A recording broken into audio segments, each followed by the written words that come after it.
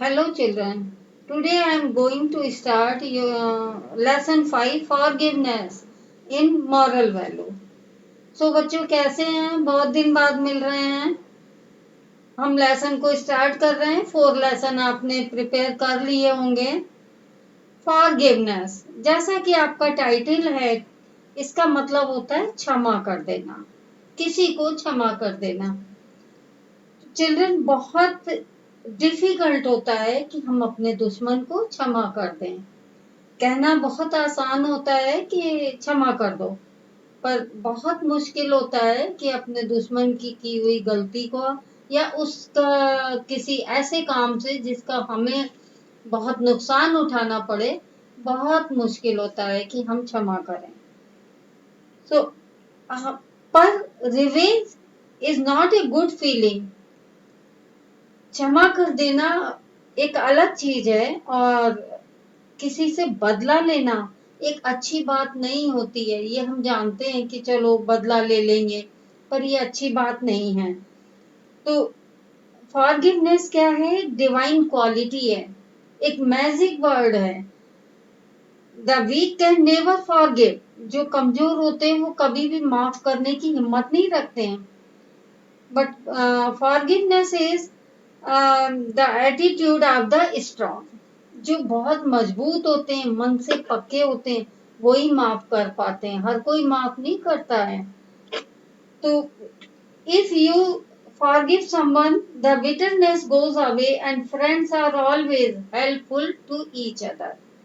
अगर हम किसी को क्षमा कर देते हैं तो जो कड़वाहट होती है वो खत्म हो जाती है और हम अच्छे फ्रेंड भी बन जाते हैं. पर इतना हम सोचते नहीं हैं, इतना कहाँ समझते हैं. बस बदला लेंगे तो लेंगे, फिर उसका रिजल्ट क्या होगा आई डोंट नो. तो forgiveness is considered to be a divine feeling or throughout one's life. It is very difficult to think to love your enemy and forgive the sin of others.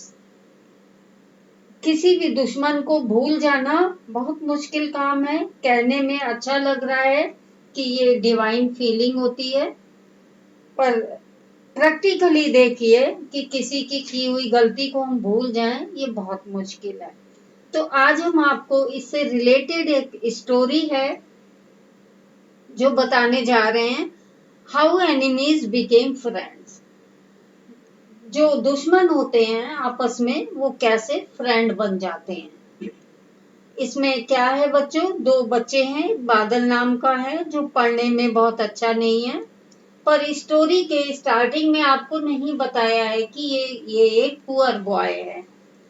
हर्ष जो है वो बहुत अच्छा student है, class 7th में पढ़ते हैं दोनों.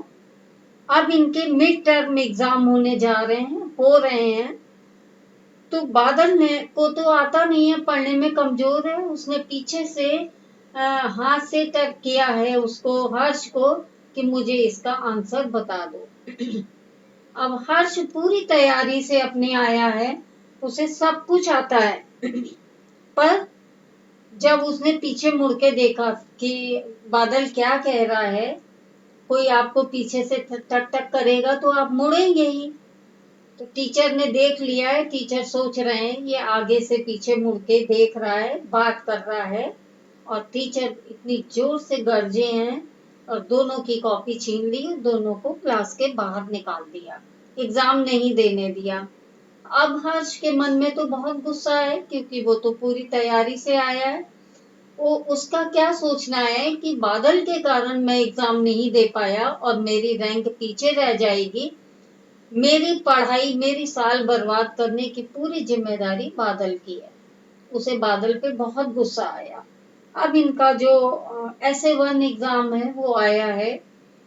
दोनों ने अपना अपना एग्जाम दिया है. बादल इस बार पढ़ के आया है क्योंकि अभी उसे लेसन मिल चुका है कि भाई किसी से पूछेंगे तो टीचर पूछने नहीं देंगे. तो वो पढ़ के आया है बहुत मेहनत से. इसने क्या सोचा हर्ष ने कि मैं अपने पहले एग्जाम का इससे बदला ले लेता हूँ. तो जब सारे बच्चे बाहर खेलने चले गए, टीचर भी चली गई हैं, वहीं पे टीचर की कवर्ड बनी हुई है जिसमें वो कॉपियां रख देती हैं।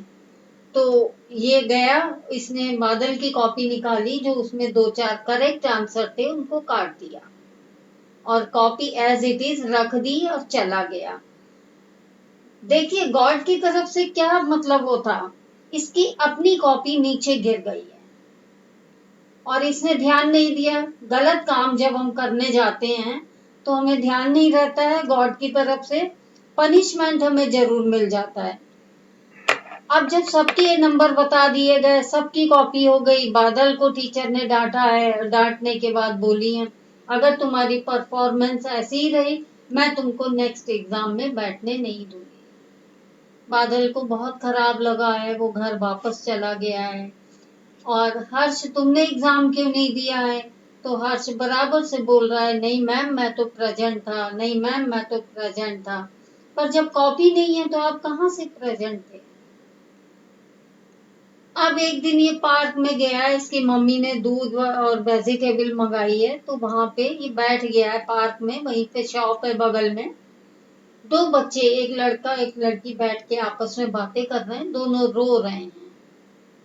तो वो कह रहा है देखो ना पता नहीं किसने भाई के साथ में ऐसे किया, उसके सारे आंसर काट दिए हैं, भाई फेल हो गया है, कितनी मुश्किल से उसने पढ़ाई की थी, पापा बीमार रहते हैं, उनकी मेडिसिन के लिए वो पढ़ रहा था, शाम मतलब काम भी करता है एक शॉप पे और शाम को पढ़ाई करता है। और वो बच्चे रो रहे हैं कि अब हम लोग की पढ़ाई भी कैसे होगी जब भैया ही की नहीं हो पा रही है।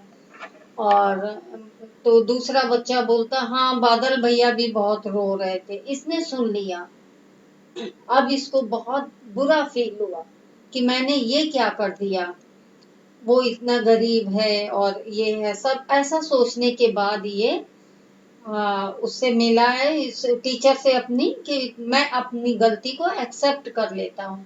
इसने टीचर को सारी बात बता दी कि ऐसा ऐसा हुआ है, मैंने भी एग्जाम दिया था और वो आंसर मैंने बादल के काटे हैं, प्लीज आप बादल को पास करिए। टीचर को भी अच्छा लगा कि एक बार गलती इसने की है, इसने एक्सेप्ट तो एटलीस्ट किया है, झूठ तो नहीं बोला है। गलती सबसे हो जाती है। टीचर ने दोनों बच्चों को पास किया है और समझाया भी है। अब ये बादल की हेल्प करना चाहता है तो बादल के से बोलता है मैं शाम को तुम्हारे घर आया करूंगा और हम दोनों मिलके पढ़ा करेंगे। तो बादल को बहुत अच्छा लगा कि मुझे एक फ्रेंड मिल रहा है। इस तरह से करके बच्चों ये लोग बहुत अच्छे फ्रेंड बन गए हैं और दोनों पढ़ने में बहुत अच्छे हो गए हैं। तो आपने इस स्टोरी से क्या सीखा? अगर ये अपना गुस्सा ऐसे ही रखते, अगर हर्ष अपनी बात को टीचर से जाके एक्सेप्ट नहीं करता कि मैंने गलती की है, तो ये लाइफ लॉन्ग भी ऐसे ही एनिमी बने रहते। बादल को भी आगे कोई स्कोप नहीं मिलता और हर्ष के मन में भी हरदम एक कड़वाहट भरी रहती। तो जब हम किसी को क्षमा कर देते हैं, माफ कर देते हैं, तो हम एक अच्छे फ्रेंड भी बन जाते हैं और मन में एक सेटिस्फेक्शन होता है कि हमने कुछ अच्छा किया है। तो ये बच्चों आपका चैप्टर था।